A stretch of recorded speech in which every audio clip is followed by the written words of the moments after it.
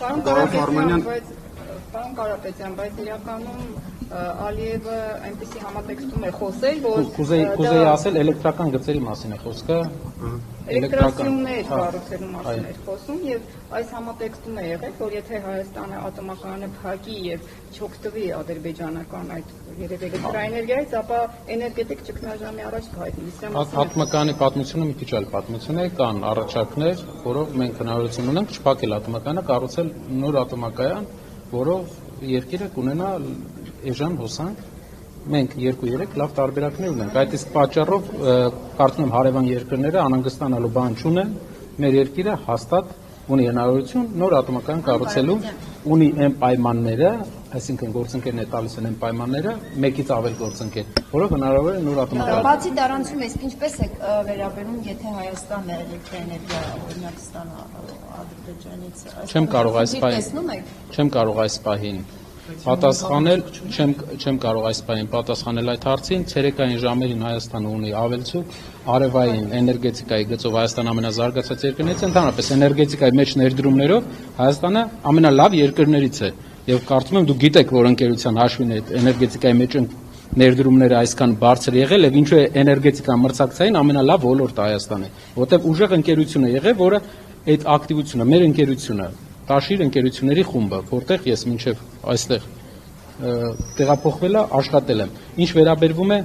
վերաբերվում է էներգետիկ առումով Հայաստանը դառնալու էներգիա արտահանող երկիր։ Մենք պատրաստ ենք էներգիա արտահանել ցերեկային ժամերին եւ դա իսկ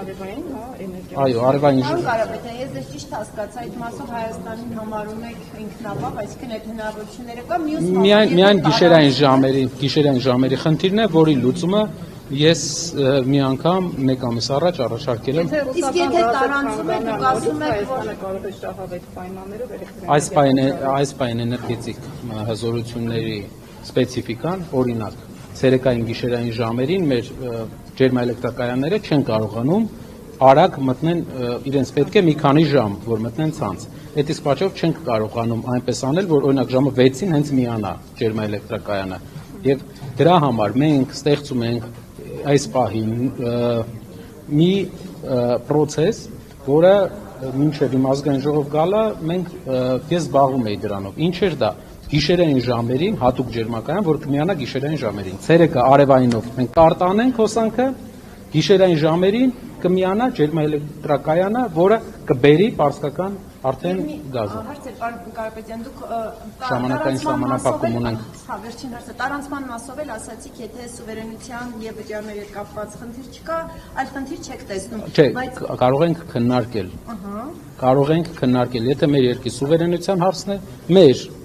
գծերն են, իրենք եթե վճարում են մեր երկրին, մեր գծերի համար, կարող ենք քննարկել։ Սուվերենության հետ կապված, տեսեք, այդ համաձայնագիրը, որ ստորագրվել է, ամեն դեպքում հրապարակված է փաստաթուղթը եւ սուվերենության հետ կապված է խնդիր։